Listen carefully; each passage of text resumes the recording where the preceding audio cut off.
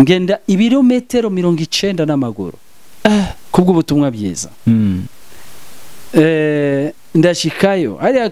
kabera ari yaje naraba imisi 26 muri kiya kigo cha mama Maria. Mama Maria muntu umumama 92 yari umumama ico gihe twabonana yari amaze imyaka 24 atarya tanywa. Hasi hibuhereye cyari kimeze nk'igiti yarumye. Hajya muri toilette ntarya ntanywa ariko aguma avuga. Yari amaze imyaka 24. Ajanwa mu ijuru akabwira abantu amakuru. Imisi 3 ine akava mu mubiri bakugara. Wakana kagaruka tukabonana akatubwira ubutumwa bw'amakuru yo mu ijuru. Ariko tukiraho nyene mukumbure ku bantu batariko rabitahura. Ubwo mama Mariam waramubonye neza. Mama Mariam twarahuye twarabonanye mu maso muyandi. Umuntu ashobora kuva mu mubiri akabona ikiziga ciwe. Bajya abantu bose duhamba iyo bapfuye asohoka mu mubiri yibona. Kuri Prophet Bushir na Tibi Joshua bo beneza ko bajya abantu bashobora kuba bakorana n'izindi mpemu zitandukanye n'izimana. Bikavugwa koko namwe ku mwaka mutegerezwa kuja kuraba bari abantu nk'abavyeyi banyu, nk'abantu mukura ko zankomeze. Nibaze ko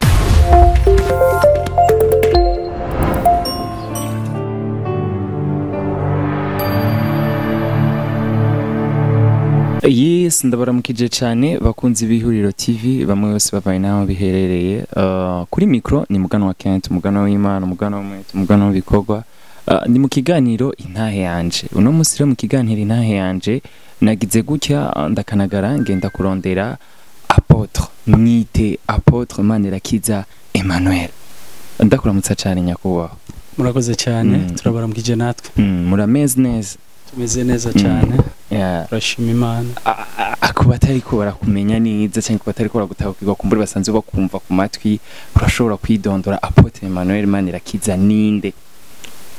Mu ijambo rimwe nitwa Manirakiza Emmanuel. Yego. Nkabandi nkorera mu ibango ry'intumwa Apostle. Nkaba fise umugore. Twa Niyakire Alice n'abana batandatu. Nkaba ndo Murundi mugabo mama ari umunyarwandakazi. Apotre Manirakiza neza na neza bino bintu by'ivuga butumwa wabitanguye ryari byaje gute? Nahamagawe n'Imana umuhamagaro gukizwa mu mwaka wa 1989 kuko hari itandukaniro hagati y'umuhamagaro wo gukizwa n'umuhamagaro wo kwikorera. Rero nahamagawe n'Imana muhamagaro wo gukizwa mu mwaka wa 1989. Hamagagwa n'Imana kuyikorera mu mwaka w'1991 niho natangiye kuvuga ubutumwa bwiza. Natanguriye kuvuga ubutumwa bwiza mu ntara ya Cibitoki aho bita mu ntara ya Cibitoki cya Rugombo ku Ndava hariya. Niho nagiye kuvugira ubutumwa 1994 kwezi kwa 4. Niho natanguriye kuvuga ubutumwa bwiza mpagaze imbere y'abantu benshi. Ubwa mbere mu shengero ya Methodiste Libre bari bagize ikorane bantuma ko kwigisha. Mu ijambo rimwe rero mfise imyaka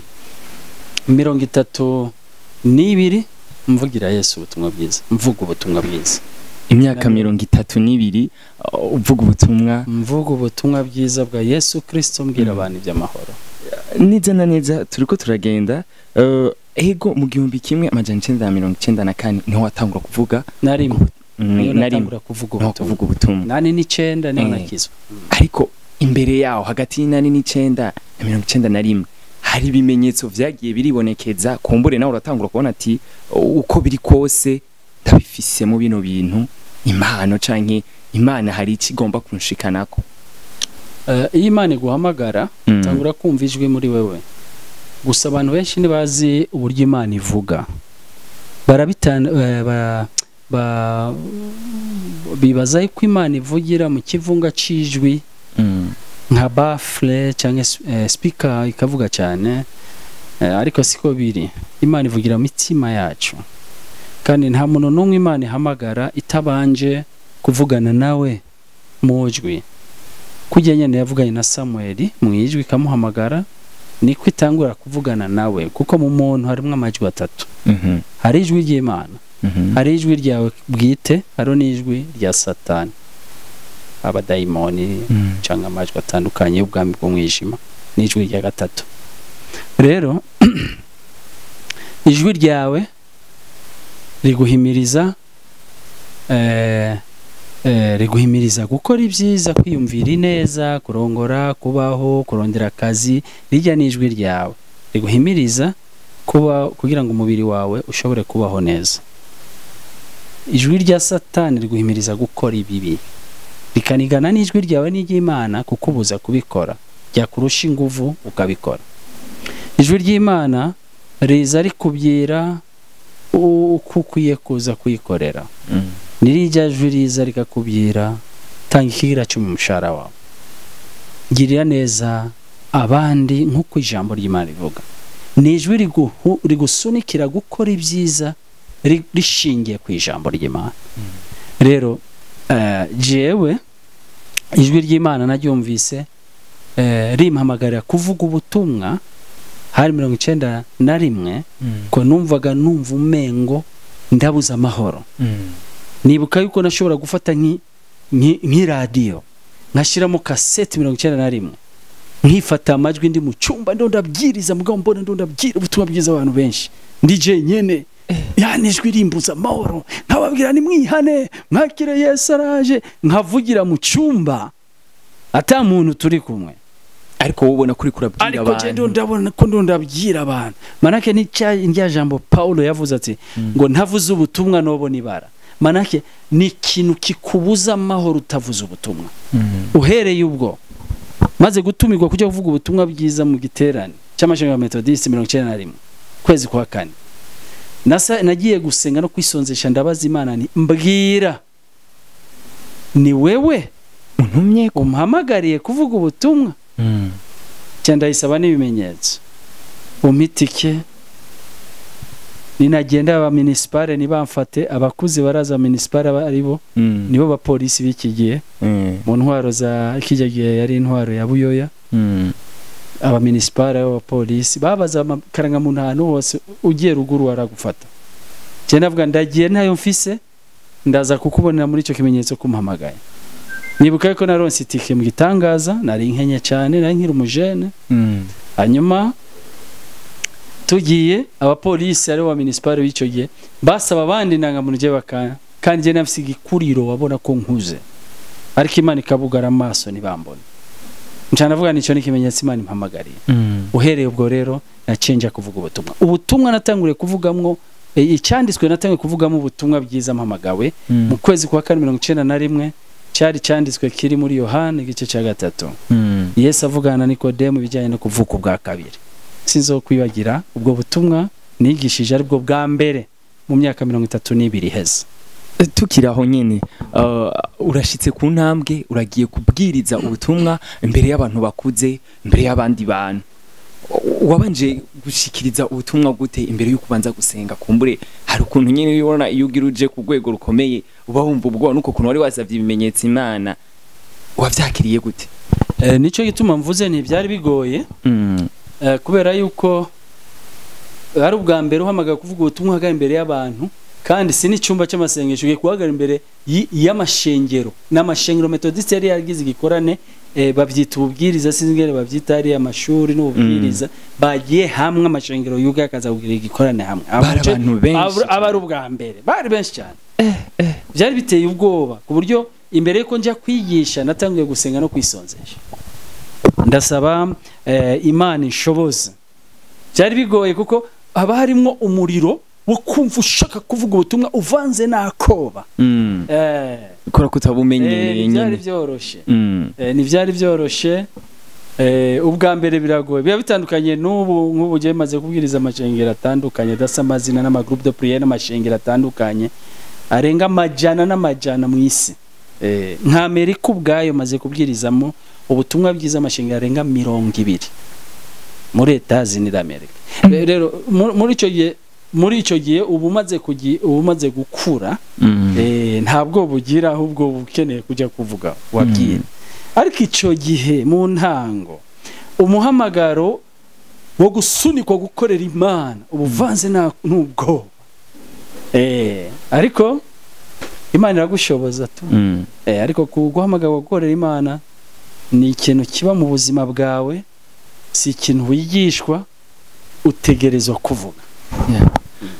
Apotre aratanguye kubwiriza ubutumwa, biriko biragenda biza, wabandanije uvuga ubutumwa, ariko hajya neza na neza iciyumviriro cyo gutangura kuvuga ati nanje aho bigeze, ndavye aho naciye, ndavye amabiblike nagenda camwo, amashengero nagenda camwo, birakenewe ko nanje nshinga ishengero ryanje. Iciyumviro caje ryari? Uko umuntu agenda akura niko ibitekerezo bigenda bihinduka. Ubwa mbere je nakirijwe nabatirijwe mu ishengero rya Pentecote kundahangwa mu mwaka wa 1990. Hanyuma hari mu kwezi kwa gatandatu. Hanyuma ndakuriraho nkorera no muri groupe itari isanzwe yazanye ikangura muri iki gihugu mu myaka 1991. Yari ubuwe n'umukozi w'Imana yitwa François Nkurunziza. Nari muri groupe yiwe yaba intercesseur abasenzi. Twaramusengera tugasengera ibikorane aho ragira. Ariko je ndi mu Pentecote, ariko yiwe yivugira ubutumwa n'iryari dine. Twarakoze, twagize uruhara rudasanzwe muri iki gisagara cya Bujumbura kuzana abasore benshi mu gakiza. Kwico gihe by'agakiza byari by'abantu basaza, abantu bari bake, amashengero ari make. Si nk'ubu kwitwa umurokore abantu baragutwenga ntibavyumva. Ingene wemeye kuba umurokore babona ko ari ibintu bisuzuguritse, ibintu bitagaciro bigira. Ariko twarakoze, turabasore ndwi, twaraboje abasore benshi, twarabazanye mu gakiza, dutanguza groupe de prière kuri 16 mu Cibitoki. Abantu benshi barakizwa, turasengera abantu, tubabwira ubutumwa bwiza. Abakijijwe bakera barahazi kuri 16 i Bujumbura. Twagize uruhara rudasanzwe muri iki gihugu. Aya mashengero yitwa ko ari mashasha, izi za Vivante, za Bomberge zitwa ko zaje vuba inyuma za Pentecote, zatanguye mu myaka 1992. Izo se za Vivante, umukozi w'Imana David twarasenganya amezi dusengera hamwe ari isororezo. Turi hariya na ba Apollinaire aciga kuririmba 91 twarabanye mu gipangu ari isororezo. Ari kumwe na ba Yaya, ba Michel bari muri Canada. Twarabanye na ba David ndarutse kabisa hariya senga, ba Edmond bakiri twese hariya muri groupe hariya muri 91. Ico gihe ari ministère du réveil. 91 hama 92 église vivante iravuka. Ariko je nagumye ndi mu Pentecote nubwo twari kumwe mu bikorwa by'amasengesho n'ibindi. Ariko wari wagumye uri muri église Pentecote. Rero ya 1992 amashengero menshi yatanguye twe nkorera Imana aya mavivante. Bomberge yatanguye 1994 mu gikorane 1992 nako. Mu gikorane jewe nari umurongozi kuri 16 1994. Twagize umunsi mukuru ukomeye wo kuri 16 tugira kuri Sesinga. Nibuka yuko Pasteur atangaze mu gikorane cyacu ko atanguje Bomberge. Wenyine niwe yabasabye ati nije namusobanuriye mu Giswahili ati murashobora kuma je ndatanguje ishengero ya Bomberge izotangura hanyene. Nije namusobanuriye mu Giswahili ko ico gihe nta shengero ryavuga ubutumwa bitashize mu Giswahili kwa Kongo niyo bari bakijwe benshi. Bari ngombwa ko wari ushobora kuja hajya kugira usobanzi. Aya mashengero yose ayo 1992 ayo yose narayagizemo inuzenye yatangwije n'umukozi w'Imana. Niyi nuzenye Minevam nayo ni 1992. Nayo yatangujwe na Gahomera ari best friend wanje. Namusobanurira rimwe na rimwe bikorane vyiwa ko rara mu Kamenge. Minevam igitangura. Amashengero ya menshi ya kera yajeje n'umukozi w'Imana. Nabayatanguje twarafatanije. Ari David twarabanye amezi abiri dusengera hamwe. Naba Edmond n'abari aba Apollinaire hari yakisororezo. Ari Pasteur Rutayisire yatanguje Bomberge mu gikorane nari umuyobozi wacu. Umwe mu bayobozi bo kuri 16 twagirishije hariya turamuha umwanya arayisobanura. Ari Gahomera yatanguje Mineva 92 je ndi mukozi w'Imana aho ndamusobanurira ari twatera inkuru ari twagendera ni muhira kanje niwe ari twaja ku kiyaga nawe yari umugabo ameze neza cyane gahomera afite urukundo akunda Imana yitwengera umwanya wose rero ibyo bikorwa twarabibandanije gutyo niho Imana yampamagariye rero gutangura kuvuga ubutumwa gutwara ubutumwa mu mahanga hanze y'igihugu cy'u Burundi kandi nari nkenye meze nabi cyane ariko ndahaguruka ntwara ubutumwa bwiza za Ubembe nibuka yuko nagiye Ubembe mvuye Uvira tike yankamiyeko nja kwa Mariamu ikabera ngenda ibirometero 90 n'amaguru kubwo ubutumwa bwiza ndashikayo ari kabera ari yaje naraba imisi 26 muri kiya kigo cha mama Mariamu n'umumama 92 yari umumama ico gihe twabonana yari amaze imyaka 24 atarya tanywa hasi hibuhereye cyari kimeze nk'igiti yarumye hajya muri toilette ntarya ntanywa ariko aguma avuga yari amaze imyaka 24 ajyanwa mu ijuru akabwira abantu amakuru imisi 3 ine akava mu mubiri bakugara wakana kagaruka tukabonana akatubwira ubutumwa bw'amakuru yo mu ijuru ariko tukiraho nyene mukumbure ku bantu batarikora bitahura ubu mama Mariam waramubonye neza mama Mariam twarahuye twarabonanye mu maso muyandi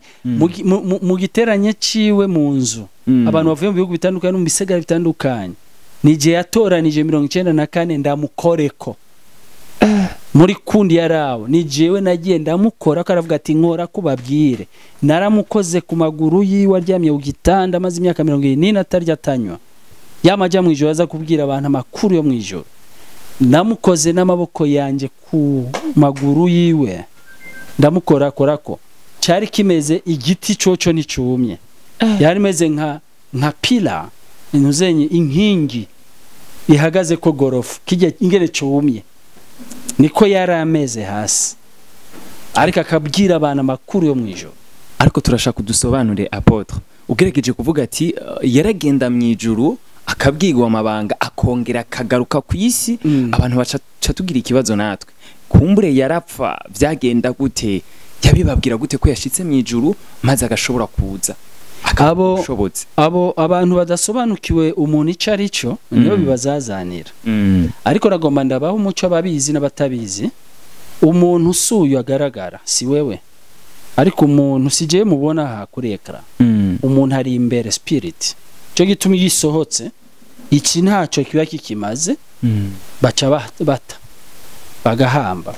yani umuntu nuri imbere rero iyi mpwemu y'umuntu Imana ishobora kuyikuramo ukabona umuntu araryamye mugabo we yagiye niko ujya umuntu arota umuntu ashobora kurota akarota ari nk'Ikigali cyangwa muri Amerika kandi umubiri we uryamye ahe Bujumbura kandi mu nzozi akibona niwe kandi agarutse mu gitondo akabwira abantu ibyo yabonye kandi kigutangaza yari ko aranezerwa hajya agaruka mu mubiri anezerewe yari karababara mu nzozi agaruka babaye yari afise ibifaranga ari umukire mu nzozi yari agarutse mu mubiri aca babara kubona agarutse mu bukene nari nkize nari mfise amafaranga babaye kuko umuntu bwite nyawe ari imbere cyo muri Zaburi ya 55 havuga urupfu rubaze ko giturumbuka bamanuke bagikuzimu bakibona ubwo gukora ibyaha kuri mu ngo zabo no mu mitima yabo bisobanurwa yuko umuntu ashobora kuva mu mubiri akabona ikiziga ciwe bajya abantu bose duhamba iyo bapfuye asohoka mu mubiri yibona yarakoreye Imana abamarayika kanezerwa bakamutwara yarakoreye Satani abadayimoni bakamucakira bamutwara cyo itu umuntu agira apfiriye mu byaha apfa ariko aratamagura n'amaboko akanuye ibyiso uko abona abapolisi byo babadayimoni umuntu apfiriye mu gakiza apfa ariko araririmba kuko abona abamarayika bariko bararirimba bakajyana umuntu rero suye rero Mariamu yatwagwa impwemu yiwe akabona ico gikiza umubiri uhinduka nk'ikiziga hama kagaruka kandi akaca babwira amabanga akakubwira ibyo yabonye urana nk'ufise impano y'ubuhanuzi mu rwego rwo hejuru dushobora kuba twicaranye ngaha impwemu yanjye kaji mu cumba cyawe nakubwira wewe urara mu matera isuku inuzenye ishuka imeze uku icyumba cyawe aha ndabona hariho frigo hari tapi hari iki nkakubwira byose impwemu yanjye nihire kandi nkaza nkakubwira mu mubiri yani impwemu iragenda nicyo bituma bafise impwemu y'ubuhanuzi impwemu zabo ziratembera cyane Yohana yabona ibyo mu ijuru akagaruka akabivuga yani impwemu irasohoka ikagenda kavuga ikagaruka yes turiko turaza Mariam nyuma yaho kugukorako ukumbure niwe yashoboye kuguha ubushobozi cyangwa niwe yashoboye kugukabura ashoboye kugutera ati nanje ninasubira mu gihugu canje c'amavukiro nzoshika nshinga ishengero canke wabitewe nuko wari umaze kubona bamwe mu bo mwarukanye basigaye bafise n'abamashengero agiye atandukanye. Okay, kubijanye n'ivyerekeye kugura ishengero ntaho bihuriye no kwa Mariam nari ngiye kuvuga ubutumwa ko nigeze kuvuga ubutumwa kwa Mariam mu giterane kinini cyabereye ari ya 92 nije nari umuvuga butumwa umwe mu bavuga butumwa bari hariya nanje nari mfise umunsi wanje nigishije gikorana kinini gihuje ababembe n'abanyamurenge bavuye mu misozi yari yazanya bibogobogo za hariya za Minembwe bamanuka baza kwa Mariam narigishije aho hantu naratangaye n'igihe twahuye na Mariam arambwira ko yari mu giterane ajyamye mu cyumba mugabo yari arambwira ati ngo Imana yagukoresheje muhungu ngo twari turi kumwe hariya mu gikorane abo ajyamye mu cyumba hariya ariko twari kumwe mu giterane hanze hariya mu kindi muri eglise munuze mu rusengero rero nari ngiye mu mvuga butumwa uburyo je natanguje ishengero rero byabaye ngombwa maze gukura nkasobanukirwa ibijyanye n'ibyerekeye idini kuko hari abantu babeshwa ugasanga aribesha cyangwa baramubeshe ngo idini naka niryo ryari ry'intumwa ngo Petero yatanguje Gatolika sinzi ngo Pentecote nawe yatangujwe n'intumwa umunsi wa Pentecote ariko si byo byose igihe cy'intumwa nta dini ryari ririho maze gukora no gusobanukirwa yuko abatanguje amadini bari bafise inyama n'amaraso nkanje bahamagawe nkuko nanje nahamagawe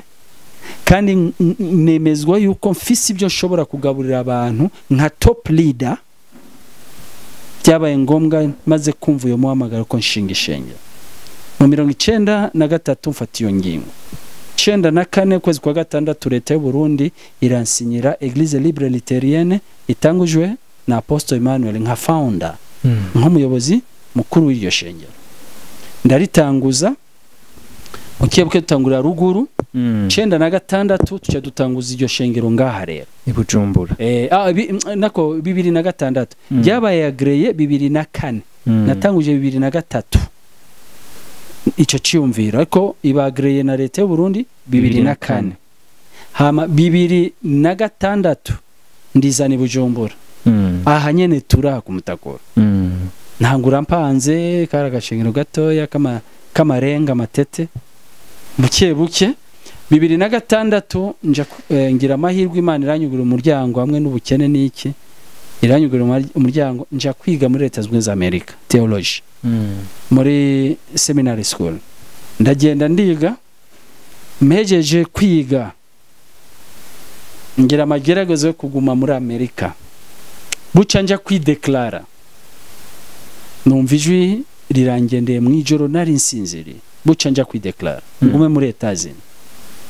Imana iraza ifata impwemu yanje my spirit irayikura mu mubiri wanje iwuzana ha kumutakura inyereka kagasengero kari gato anyereka bikomeye nk'uko bimaze gukomera uno munsi cyane umva ijwi rimbwiye ubwaryo Emmanuel mu Kirundi muri leta zunze za Amerika hari saa 7 z'ijoro American time numva ijwi rimbwiye riti Emmanuel wowe kusigara muri leta zunze za Amerika gira usubira i Burundi kuko je uhoraho nagutoranije nk'iz'abantu banje nciye muri wewe cyamva mu nzozi ndarira pejeje kurira ndavuga man nubwo mu Burundi ntagira parcelle ntagira cepfo na ruguru nta n'imodoka ishengero rirapanze nta bushobozi dufise n'abantu bake n'amarenga ndemeye ijwi ryawe ndagarutse i Burundi ndahevye Amerika hamwe n'ubukene bwanje numva ijwi ryawe ngiye kugukorera mu gihugu cy'u Burundi naciye mfata ingingo ndagaruka mu gihugu cy'u Burundi shitse nka mu gihugu cy'u Burundi ndakorera Imana nyene mu bukene mu ngorane mugabo nakomeje inyuma y'imyaka 2 Imana yacihindura amateka subiye muri Amerika ndonka ubushobozi bwo kuronka uburyo bwo kubandanya ibikorwa neza kugeza uno munsi Imana yaraduhezagiye twarahaguze tufise urusengero rwiza gubatse gwa kijambere nuko natanguza ishengero kandi ryarabandanije uno munsi mvuze abantu maze kubatiza mu ishengero ryanje ni igitero cy'abantu n'ibihumbi 100 byinshi cyane bose abona batije bogaruka hasi noronga ikibanza no bashira muri imyaka 10 urumva 2004 ishengero rimaze imyaka 19 mparuye abantu maze kubatiza ni benshi vuba hazo bisabukuru yo gukwiza imyaka 200 mu mwaka uza mu kwezi kwa gatandatu yes apotre neza na neza hambavu yuko wamaze gushinga ishengero utanguye gutya abantu batanguye kubona usigaye ukora ibitangaza ndetse gabo ati ubushobozi afise ahandi hantu yabukuye aho ubona ko igihe wazuraja mu bihugu byo hanze za Amerika ndetse n'ahandi ari nayo mpamvu bavuze bati wowe ufise ubundi bushobozi mukorana nabo utava ku Mana baragira ati ntushobora gukiza amadayimoni ntushobora gukora bino bintu hoho ati biteye ubwoba kuko ukorana n'amadayimoni ufise ingufu ukura ahandi hantu atari kubw'Imana atari ukaca wihisha muri bino bintu by'Imana bo uvuga gutyo nubatanze je nakoreye Imana mfise imyaka 17 niyo natanguye kumvuga butumwa rero umbwiye ngo ati ngo narondeye ngo nihisha mu Mana ngo kubera ibyo by'ubushobozi uyo muntu abatanze uko nambwiye gukoreshwa ibitangaza 2017 ariko jewe before je namukozi w'Imana hama rero je cyo novuga kimwe gusa kubijyana n'abazazanirwa ibijyanye n'ivyerekeye bitangaza sibo mu gikorwa nyamukuru Satani akora yakoze yarwanije ishengero kuvyerekeye imbaraga z'Imana acashaka ko baguma bavuga ivy'amateka ya Yesu Kristo without power atabushobozi rero jewe muko ndonka impano y'ibitangaza nuko nari ndayinyotewe ndayisengera kera mbonye abantu bakoreshwa ibitangaza bakora ku bantu bagwa abadayimoni batibi Joshua bande nabaraba ku mateleviziyo navuga ni bakoreshwa n'aba Freemason bakoreshwa n'abadayimoni nkaca mvuga none jewe ko mvugira Yesu ibyo bitangaza ko atavyo nkora bajya abantu sibo ariko nasanze bwari ubujiji kuko sinari bwamenye burya abantu bacira urubanza umuntu kubera ko bataramwumva rero ngiriwe amahirwe ngiye muri Amerika nkiga nkagaruka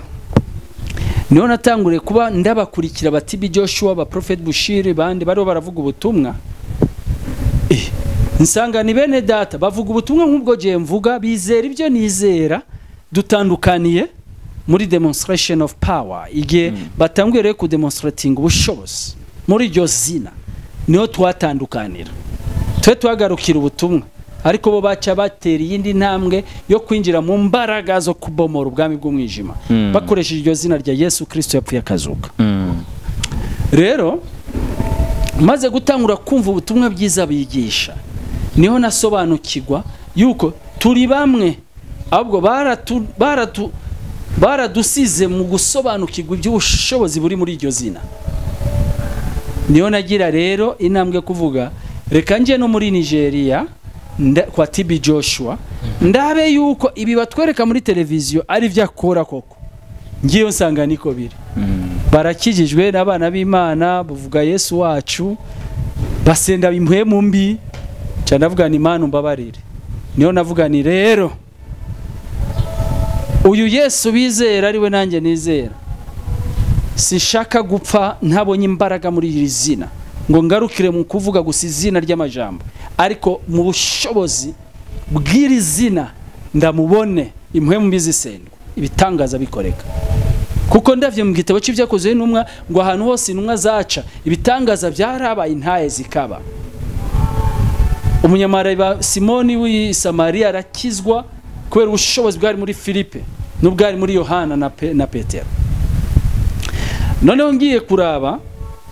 nsanga ntegerezwa kwizera nkinjira gushakisha imbaraga ziri muri iri zina rya Yesu pana kugarukira mu kuvuga ubutumwa gusa. Nta kindi rero TB Joshua navuze ni yankorako kunkorako gusa kujya wa muntu yaragwaye avuga ati ninakora ku muzu ya Yesu ndakira navuga ni yankorako izi mbaraga za Yesu yapfuye akazuka nkene kuzibona zikorera muri jewe niko byagenze TB Joshua ntwavuganye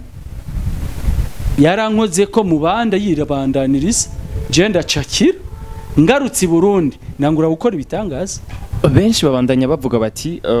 kubona watangiye gukora ibitangaza mu 2017 hari nyuma yaho waruvuye mu gihugu ca Nigeria ati niho kumbure ushobora kuba rugiye kurondera abo bantu bavuga ko bashobora kubonaho ari aba Freemason ati ushobora kuba wamura imbaraga mukoresha kuri bari abantu. Ibyo ni bisanzwe na wa mugore bamubajije wewe wari urwaye imyaka yose ubutinyanka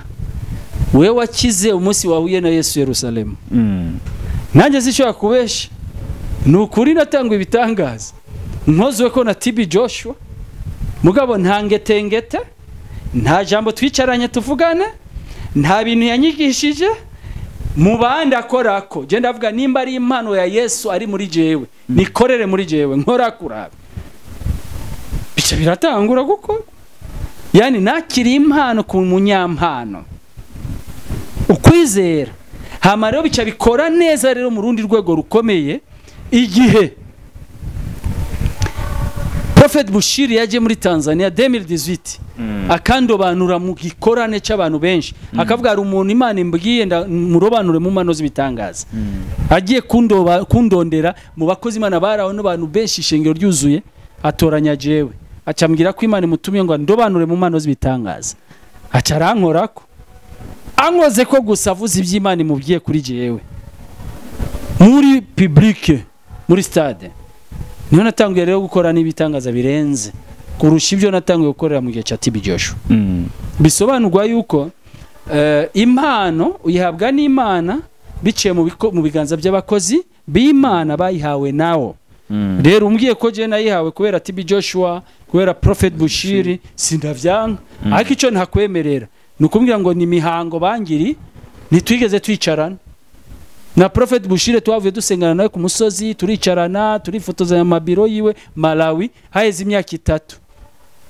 yaransenye yabihawe n'Imana tutari bwabonane bisobanurwa yuko simhakanye ko jewe narobanuwe hanyuma ndakora ariko ujya Yesu nari mfise nyene ntarakoreshwa bitangaza niwe wunyene yanyishuriye mu mbaraga nuje mwe nta kindi nahinduye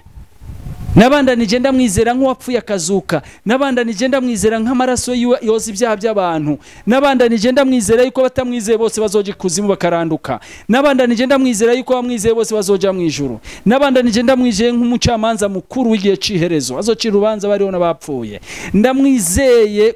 kujyanye na ndamwizeye niko ntimwizera maze kurobanurwa no gukorwa ko na Prophet TB Joshua na Prophet Bushiri. Tukiraho nyene kuri Prophet Bushiri na TB Joshua bo bemeza ko bajye abantu bashobora kuba bakorana n'izindi mpemu zitandukanye n'iz'Imana bikavugwa koko namwe ku mwaka mutegerezwa kuja kuraba bari abantu nk'abavyeyi banyu nk'abantu mukura ko zankomeza nibaze ko uvuga ivyo nibinyoma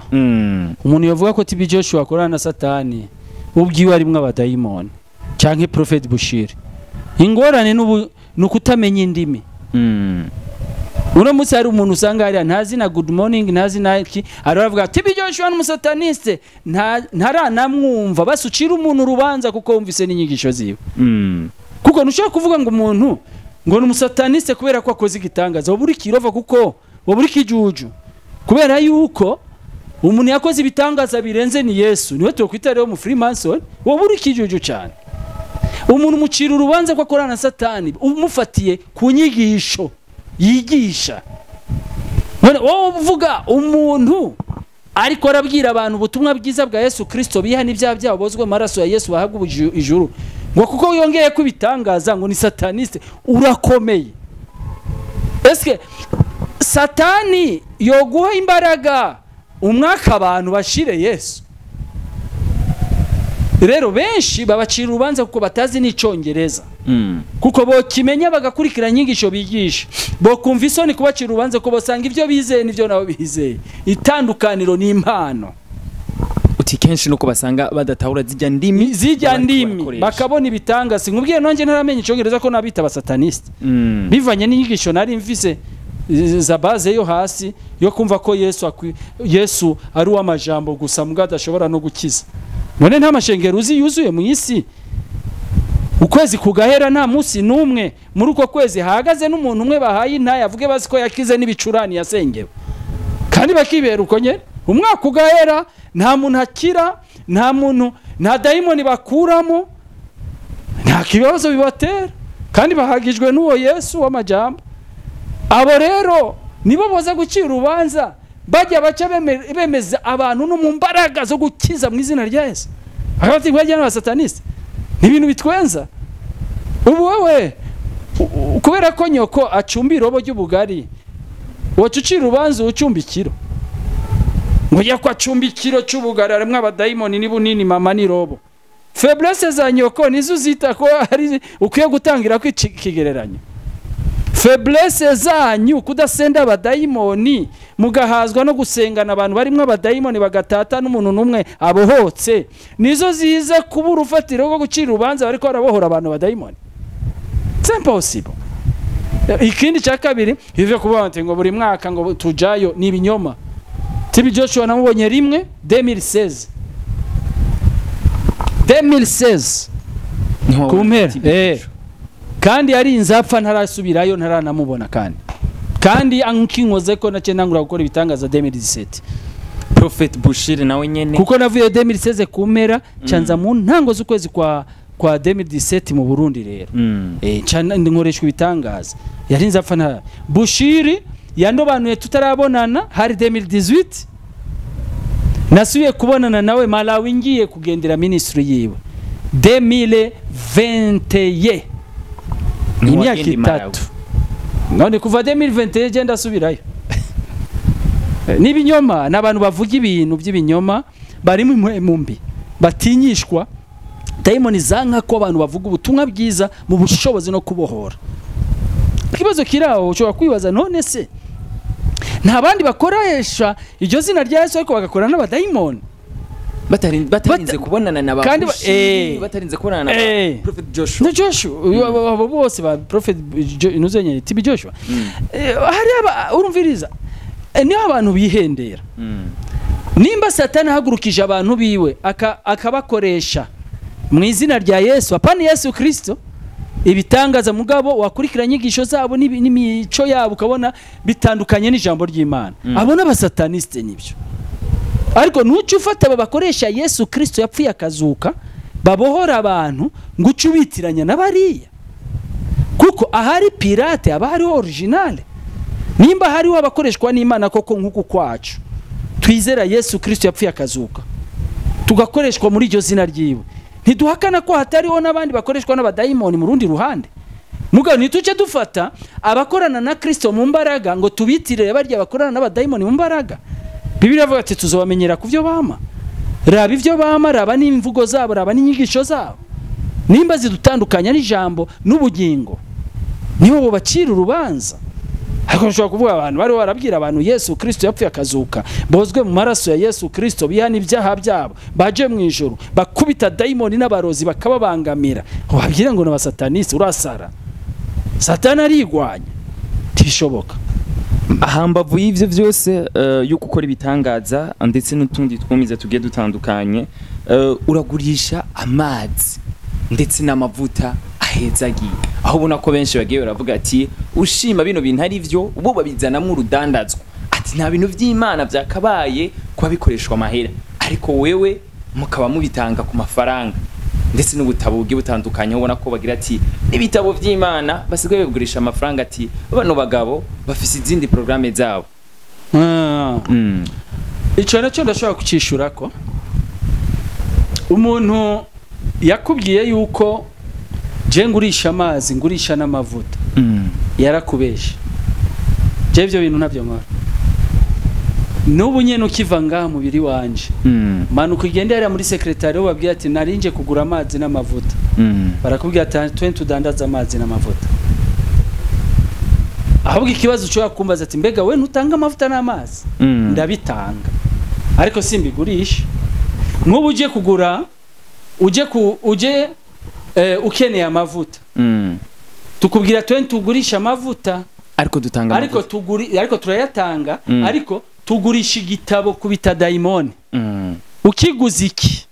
tuca tugwana amavuta yezagiye ku buntu cyawuguza nuzenye brochure ya nuzenye kanuzenye kacu uyiguze turaguha amazi ahezagiye nibyo twakoresheje ku mahera uguze igitabo tuca tugwa amavuta ariko jewe nta muntu numwe ari geraza ngo aya mavuta ngo mama era ndagwa amahera ndagwa amavuta ntavyo ngoresha ajya amavuta kuko tuyashira mu ducupa dusaba amafaranga tugura twa amafaranga tuva mu Bushinwa ajya amavuta nayo tuyagura mu mabotiki rero ndaguhaye agacupa n'amavuta ku buntu gucya nkafata nkakaguha ata amafaranga utanze ca wiyumvira jewe nzogakura hehe rero niho rero jewe nca norosha nkavuga nti kugira ngo abantu nibatwanduze ngo tugurisha amavuta gura igitabo twanditse usoma ijambo ry'Imana rigukomeze hama ayo mavuta tuyaguye ku buntu yamahera waguze igitabo tuzogura hirya cupa twaguhaye tuzogura amavuta rero ntushobora kuncira ubanza ko ngurisha igitabo kuko na Bibiliya iragurishwa ni igitabo kuko mu byo Yesu yamuhereye ubuntu ibi bitabo nibirimwe ibindi narabiguza amahera niyabimereye ubuntu cyo tuambigurisha rero umuntu wese avuga ati ngo jewe ngurisha amavuta n'amazi nukumbeshera wo gurisha igitabo je ngurisha igitabo nkaguha amavuta yahezagiye ku buntu ndetse n'amazi kuyatanga ku n'amazi ku buntu uguza ka nuzenye igitabo ugura igitabo ugahabwa amavuta ku buntu waguri igitabo tukaguha amazi ahezagiye ku buntu kandi ku mafaranga asanzwe none nk'iki gitabo iki ukiguza ibihumbi 10 iki ukiguza ibihumbi 10 najya n'icupa agacupa gafyo keza esthétique kava mu Bushinwa kumara ibihumbi 10 by'amarundi inyungu iriye bo hari abandi bagenda bavuga bati kumbure mu bamwe arabiharuye mukabona ati ano mavuta zoyunguka ko gutya abundi gucupa ati koresha ubwenge rero nawe iyi ni papier photo iyi ni nuzenye ni papier photo urazi kwizimbye ifoto ubwayo irazimbye ababikora inyandiko impapuro n'icupa ry'amavuta ucufata iri cupa riva mu Bushinwa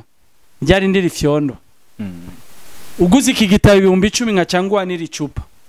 utarinze kunyanduza mbwira amafaranga ndarya abantu utarinze kunyanduza mbwira ibintu ndondarya mbwira urudandazwa rurimo mu bisanzwe nakagombye kubigurisha 50 shaka urudandaza kandi boza kuyatora kuko amavuta nasengeje arakora kabisa bitangaza bigakoreka 50 boya 50 ko sibyo nkora kuko je sinahamagara kudandaza kandi no shira 50 ku ntumbero yo gufasha umurimo w'Imana nta cyaha kiba kirimo kuko icyaha ni ntumbero y'ikintu ni ntumbero y'ikintu tukiraho uvuze ariko mubaha n'ibitabo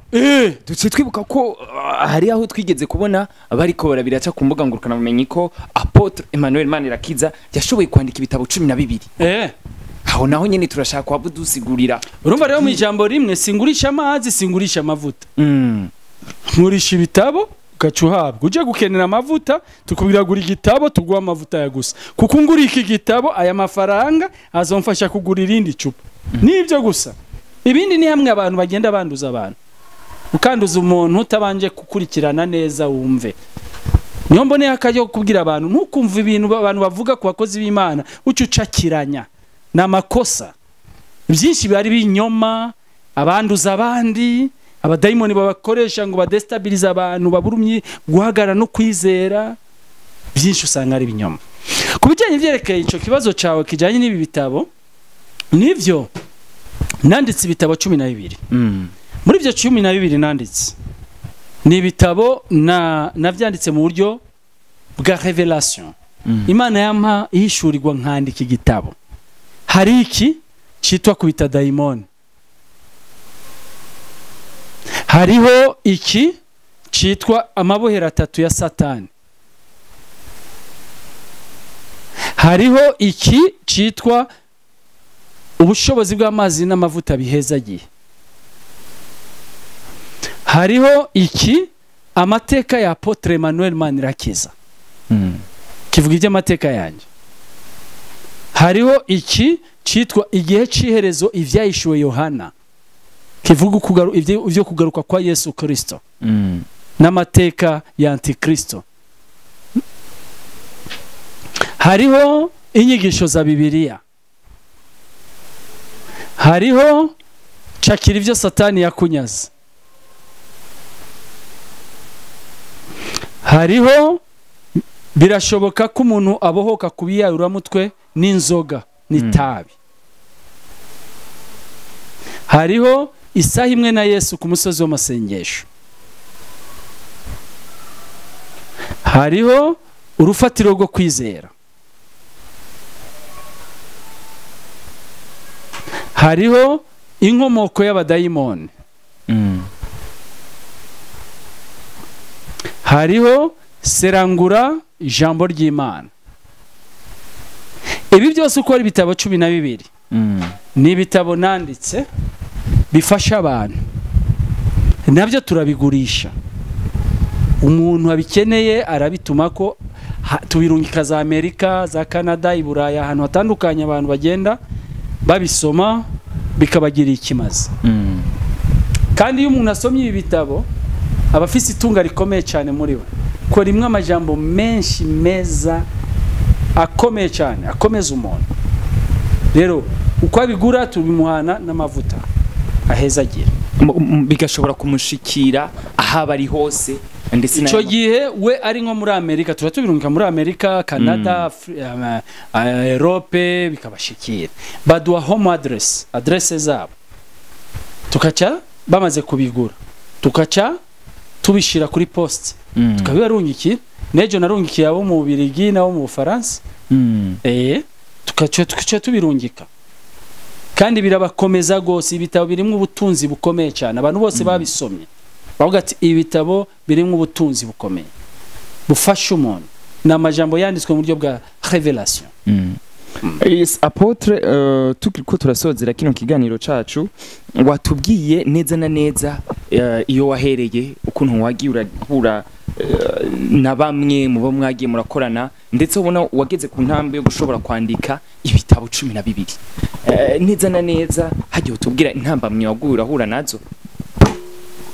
intambamye mu bikorwa by'Imana ntizibura intambamye mu bikorwa by'Imana ntizibura kubera yuko tuba turwana n'impwemu mbi zihumanye abadayimoni nibanezezwa nuko tubakura mu bantu ibikorwa byabo biba bipfuye nizo zitera inyatsi nizo zitera ibibazo bitandukanye kutarongora kutabyara kutaronka ama promotion mu kazi kutagira ubuzima bwiza kudasenga kudakomera ibyo rero urukura bikuramo nabyo bica bija mu bandi bikabambara mu kugutera intambamye rero ugenda uhura nazo nizi turwanije n'umurango turwana n'izi ntambamye nyene zo guhura n'abantu batandukanye baboshwe n'impwemu mbi mugabo batabizi mu kutwanduza niba uza kumva ngati agurisha amavuta n'amazi kandi atamusi n'umwe ndagurisha amazi n'amavuta agurisha n'abadayimoni ngo yavuye muri Nigeria mwajya agenda rimwe mu mwaka ngo bakamwatira atamukozi w'Imana numwe arampa basi ame basi sinzi icyo novuga nta n'umukozi wa Satani mbere twohura ngo bikunde je nibaza yuko naho no kwihenda ngo ngiye kurondera Satani yomvuma akavuga ati wegenda nibikunda wewe singuwa kazi genda kubera byo maze kona kuri Satani ni byinshi kugeza no ku maraso yanje nibaza yuko hari ijwi risemera ati Yesu urumukiza ntibikunda ko notandukana nawe rero izo ntambamye tugenda duhura nazo turazimenyereye zitandukanye ariko Imana ishishikara kudufasha ikadushoboza nigo rugamba. Mbere yuko turangiza hari ibibazo tumaze imisi tubona biriko biraba muri no misi abakozi b'Imana benshi bagiye batandukanye ndavuga cyane cyane aba Pasteur ndetse n'abapotre ingo ziriko ziragenda zisambuka ndetse ukabona ko bo babifata nk'ibisanzwe bakabandanya banabwiriza bakagira ati iby'iwacu n'iby'iwacu ntimurabe yamara abandi bakabona ati bino bintu murabe neza Pasteur benshi bariko barahukana mwe muriko muvyakira gute? Mu ijambo rimwe cyo nakubwira Satani ntiyigeze yihikonje kudakora kuva igihe cy'intumwa kugeza uno munsi nta munsi numwe yihaye konje yitwa umutobyi yitwa umwononyi yamyagwanya abakozi b'Imana akagwanya n'abizera bose. Rero guhura n'abakozi b'Imana ko arahura n'ibibazo by'amago gusenyuka ama divorce n'ibindi kubizera nta gitangaza kirimo bitumenyesha rya jambo nyene yuko Satani adasinziriye atifuza ibyiza kubakorera Imana. Ntawo bishima kubagemwe bakagemwa ntawo batera ibyatsi abwo tobasengera ariko ibikorwa nk'ibyo bya Satani byamyeho biriho bizahoraho ariko ubundi birarikuwe ko hamwe nka Pasteur vyoshika akashikirwa n'ico kintu hakuma hagaze yemye imbere y'abakirisu akerekana ko bisanzwe akabandanya abwiriza canke yabanza kurindira gato akumbura akabanza tubyite ko ari guhuza n'Imana yo akabanza akihana n'Imana yiwe bivana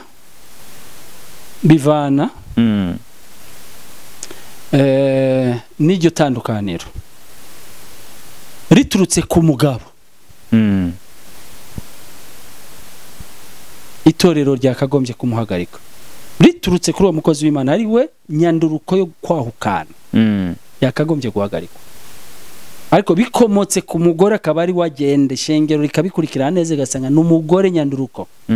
Satani yagemye bigakunda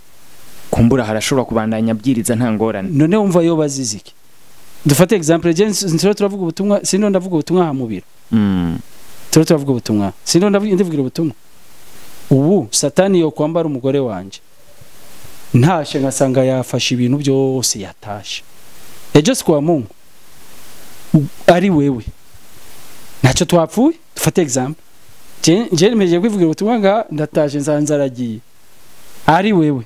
kwa Mungu njendeka kuvuga ubutumwa kumbaza uko nyene handi bategereza kumenya ati umukuru nyene kumubwira ati umwe ruvi bukuru gakwira hose umupaseri kuca bandanya bigasa nko kumenga ntaco bitwaye bifise izindi nyigisho ziba ziriko ziratangamo. Paulo aravuga ati nta kintu na kimwe kiriho mu isi y'ijuru cyatubuza gukorera Imana abwira Timote mu gihe gikwiye nikidakwiye wamukorera nakubyiye ijambo rimwe byaturutse ku mugabo ntakakwiye guhagara imbere y'ishengero ko ntacyo afise avuga kujya yananiwe kubaka urugo rwiwe ariko biturutse ku mugore ari we yandurutse akagenda none wocu ufata wewe nyene umenje abakuru kuramba wocu ubwira uwo mupastori ko yagumutse umugore akagenda ngo cubiheba kuvuga ubutumwa abantu bazire icyacu umugore wawe cyangwa umubwira uti we bandanye uvuga ubutumwa hamubandanye ukurikirana ibibazo byawe. Rero mu bitandukanye usomye mu bikorinto igice cya mbere abikorinto ba mbere igice cy'indwi umurongo wa 15 havuga ati utizera nagomba kwahukana ni yahukane mwene data wundi umugabo cyangwa umugore ntahambirwe iyo bimeze bityo Imana yaduhamagariye amahoro mwumvise rya jambo biturutse kuri uyu kuko afashe ingingo yo kugumuka no kwijana bisobanurwa yuko uyu muntu so utizera kandi avuye mu myizera uyu mwene data wundi ngo ntahambirwe bimeze gutya reka avuga ubutumwa reka akorera Imana ariko iyo bikomotse kuri we shaka kwirukana umugore hanyuma ugiye imbere y'ishengero ufise icyo uvuga ariko umugore yikuyeho haya kumbure ababikora rero biciye muri ubwo buryo hari abarengereye ariko barakora ibitajanye umuntu yayirukanye umugore hari wamwirukanye ari umwongere wumva uyu muntu afise uburenganzira bwo kuhagarara imbere y'ishengero yigishike Bibiliya bati ngo namba umwongere n'umuntu akwiye kuba inyankamugayo azi kuganza abo mu rugo rwiwe neza none ananiwe kuganza umugore we wumva no kumuyobora umva yo kwigisha iki ngo yirukanye umugore akwiye komite y'ishengero akagombye kumuhagarika ariko mugihe byandurutse ku mugore ni wagiye wazee wa kanisa bakamuhamagara batamishengero akabwira mugore garuka ngo ndanse jewe sinsubira kubakana n'uyo muntu uyu muntu yobazizi yani umuntu yawukanye n'usohotse n'uwijanye n'ugiye ariko ntitwibagire ko bishobora gushika ugasanga hari impamvu zigiye zitandukanye uno mugore ashobora kwerekana imbere y'urushengero akagira ati sishobora kubandanya mbana n'umuntu yita umukozi w'Imana agira bino bintu we akahukana abona ati nikumbuze kwikingira mbo jewe abo bakozi Imana kurambira bahukanye numva bivugwa je numva bivugwa batandukanye nta mwanya ntabwo ndabikurikirana neza ntabyo ndaronkamwo umenye mbega ni byaturutse kuri we cyangwa byaturutse nico gituma ntashobora kuvuga ati mucira ubanza umuntu ntazi ibyiwe ntawenzi sinzi wazanye ico kibazo ariko ijambo rimwe gusa ndi hahandi nyirabayazana nibamureka agende ariko utayazanye nibamureka akorera Imana nimba ari wabifise mu ruhara nibamuhagarike nimba atari we nabandanye umurimo w'Imana hajya abapasiteri muhoramu atari uko rero abagore b'abakozi Imana bose baca bagumukira rimwe agabati ngo twebwe turaguhagaritse ndatashe uzosubira kuvuga ubutumwa byumva byumvikana kuraba neza impamvu imukuye inuzenye wubahutse kugenda kuko icyo ngomba gukubwira naho hoba hari ibibazo mu nzu uyo mugore ntareza araronka yo guca yegeranya ibintu agaca asohoka mu nzu mu gihe umugabo atamwirukanye kubera yuko ujya mugabo ahagarariye ishengero uyu mugore nimba agikunda Yesu ibibazo byose yo bikemurira muri komite y'ishengero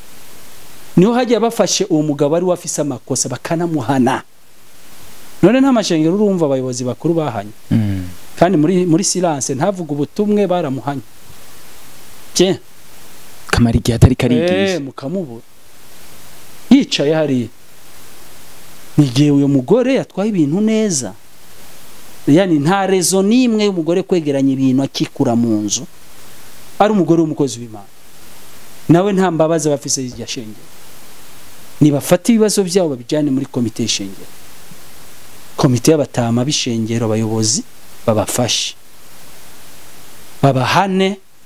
uguye kuri icyo cyaha hajya bihora bishika abapotre canke abapasteur mwese mugakoranira hamwe kumbure muyaga ibigiye bitandukanye abava mu madini atandukanye urabona buri eglise independant buri shengero buri dini rigira president ari representant legal canke ashobora kuba père spirituel wabo ikagira comité exécutif dufate kwanze vya organisation isanzwe igira président représentant légal ari président wa assemblée générale na président wa comité exécutif acaza comité exécutif akacaza urwego rwa gatatu assemblée générale ariko ucubicurika kandi urwego rukuru ruca ruba assemblée générale akacaza comité exécutif rero muri ico gihe rero aba nibo batunganya ibibazo byo mu shingiro ryabo jewe umurindi shengero sinshobora kujya kubafatira ingingo ntibishoboka amategeko ntibyemeye ariko hari icitwa friendship umuntu ashobora kugira ubucuti n'uwundi mu apotre akakunda na apotre mugenzi we cyangwa bishop bafise uko bahuri bafise uko bahanurana bafise uko bafashanya bafise uko bayaga noneho cyo gihe umuntu ashobora kumufasha kuko niwe yabimuzaniye bitandukanye na bya byo kwishira ariko abantu baba bafise ububasha bwo kwinjira direct ku kibazo cy'umugore n'umugabo mu bakozi b'Imana ni komite y'ishengero ryiwe bashobora no kubahana bibaye ngombwa bagahana uri mu mafuti ariko ubundi nashaka kumenya kumbure turetse ko muba muri ndani muri eglise ariko hanze nka APOTRE Emmanuel agahura na APOTRE naka na bishop mugahura ahantu mukoraniye mwese mwaje muva mu madini agiye atandukanye mukicara mukayaga bisanzwe nyene hariho ibyitwa urunani rwa pastori hari igihe abari muri izo nani kandi hariho inani zitandukanye hari igihe bahura bakayaga nkuva muri Pentecote akaza bagahura muri zijya nani ariko hariho amashengero atari mu nani nka Pentecote ntiri mwirigenga hari amashengero atari mu nani atari mu nani hari amashengero atari mu nani rero bigenga hama bajya bari mu nani bagira imyanya yo kubonana kuvugana n'abakozi b'Imana bagasangira kandi abajya batari mu nani hari igihe bagirana ama friendship out hanze n'abandi bakozi b'Imana bakayaga bajya hariya no mu bibanza bitandukanye silhouette bagasangira out ibikorwa n'abantu nk'abandi bafitanye barabana nyine nk'abandi gutwenga bagenda kukiyaga ivyo biba bikenewe ko abantu babimenye bo ntibagume babona kumenga hari ukundi kuntu baca bimvira ati barabikora gusa benshi babikunda babikora mu gake nibanga benshi babikora gake ariko nyine biraba ntibakunda hari abantu badakunda ubusabane bwacanye bivanye nuko kumbure badashaka n'ibibazo byinshi iyo abantu bahuye kenshi n'ibibazo ntibibura rero ababigira mu bwenge ariko hariho n'abandi babikora gahise yashe ugiye ku mugoroba basanga hari abarepresenta 10 apotre 9 bishop bangari barinywera barya batwenga mardi mercredi jeudi wasanga bicaye nabo ni byiza mu gihe babikoze bibaha amahoro nta kibazo guhura ni byiza kuri abo babikora gake n'ababikora kenshi si bibi hajya nawe uragira ati je kuwonkenera akansanga kuri biti ntangurane aje ari nka apotre canke ari nka bishop mu biro baza benshi abakozi b'Imana barazi undaba barazi ari kumbaza gusohokana mbigira gake ariko na uri muri babandi badashaka guhura n'abandi kenshi je ndi mu badakunda guhura cyane tubigire gake bibe gake umwanya wanje mwinshi ube gusengera abantu hama wo kunezerwa ube muke kandi je urumva bivana n'imyaka mfise umva mwaka uzanzoba nkwije imyaka 50 nagiye mu bihugu birenga 200 narariye ibyiza nabibi bibishe nibiryoshe Amerika Europe Asia Afrika uyu ni mwanya wo gukorera Imana nta mwanya wo kuryo ujya mwanya ari wabajya bakiri bato twebwe ubudusazi n'umwanya wo kuguma rero ni imyaka itakupermeta kuguma wirwa mu tubare no mu restaurant bigusaba kuba uri wenyene uri kurasoma uri kurafasha abantu uri kurakira abantu none ibyo ukabikora gake ndi mu bantu bavyumvuka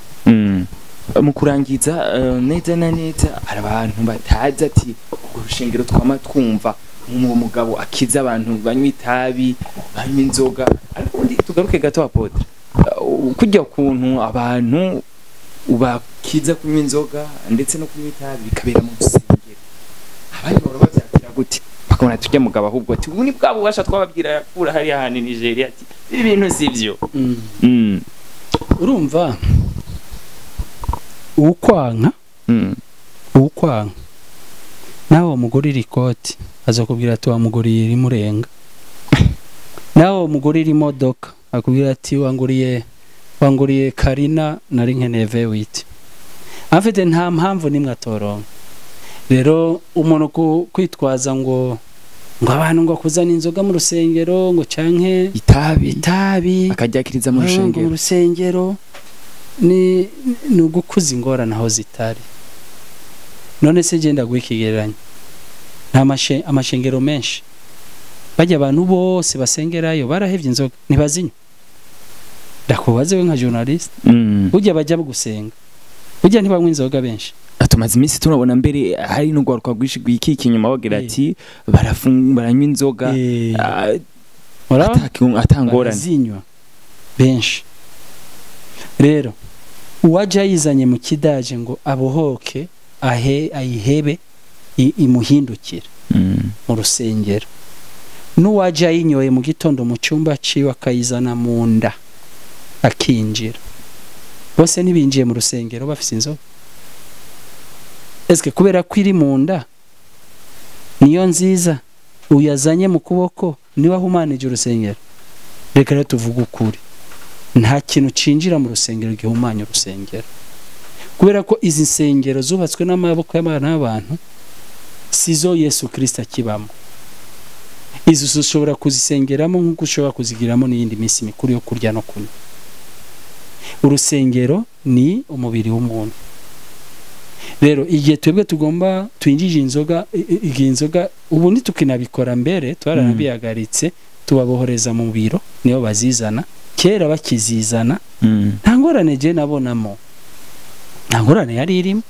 mwagira ati mba ndiko ndakora igikorwa cyiza ndamubohoza kumubohoza kuko mu rusengero nta izi nsengero zacu n'ahantu namwe atwemeza ko Imana iba muri urusengero iba muri twebwe burya Imana yinjirana n'abantu kandi gasohokana nabo amatafari aguma kujya nyene Yesu yarahinduye amaze gupfa uhoraho yavuye mu rusengero rwa Salomo ahera cyaraboneka ntiyabakinyegeye kuko Imana yari imukiye mu muntu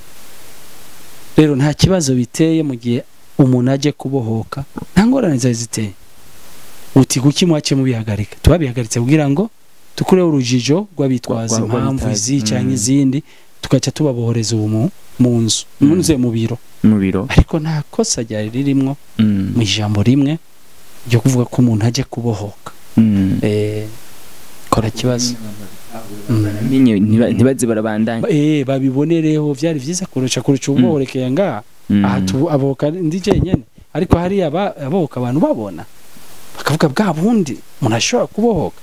ahubwo ikibazo abantu baco bibaza mbega ubwo bushobozi butuma umuntu ashobora kunywa inzoga akayicira ikamuhindukira nk'ubuye inyishu niyi buriye umuntu abaswe n'inzoga kugezaho atanarasiyo asiga muhira iba ari daimoni iyo rero tumusengeye tuba turakuramo daimoni tuba twirukanye ijya daimoni tukayirukana muri we iyo tuyirukanye ujya cyamutuma bikunda cyamuvuyeho izijya mbaraga za Kristo rero zikura imbaraga z'umwijima umuntu yanywa urumogi yarya amakara yanywa itabi yanywa inzoga bikanka kumva birabisha kubera ko icyamutumye kiryoha cyakuwe n'ubushobozi bwa Kristo niyo nzira rero ikorwa mu kubohora abantu b'inzoga n'itabi yes mu kurangiza twari turi kumuraba APOTRE Manirakiza Emmanuel kubatahaza agira urushinga rwawe rwitwa gute rusanzwe ruramaganahe kumbure ejo canke hirya ejo hashobora kugira umuntu amvuze ati ukurikirana ikiganiro ari hariya canke hirya akavuga ati reka nshobore kwishikira nshobore kwirabira neza na neza Eglise yacu tuyoboye yitwa Libre Literienne dukora ku Mutakura kuri 847 urusengero ruva kuri 8 paka kujya 8 kujindwi kujya 8 paka kujindwi urusengero rw'igorofa yushitse curubona niho dukorera ku munsi wa gatatu tuba turi muri louange na adoration saa 11 hama ku munsi wa Mungu kuva saa 3 zuzuye tuba turi rero mu kumutazira kumva ijambo ry'Imana no kubohora abantu batandukanye n'ahantu hakorekera ibitangaza muri gihe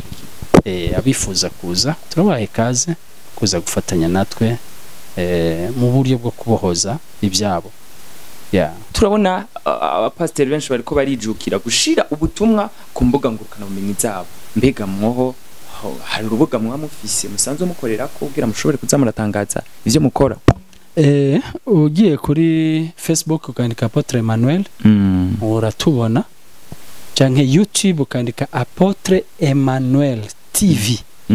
ucutubona ugacugira ajya subscribe ukakubita agakengera kugira ngo wamuronka ibiganiro byacu igihe cyose twama dutangiye ntaye z'abantu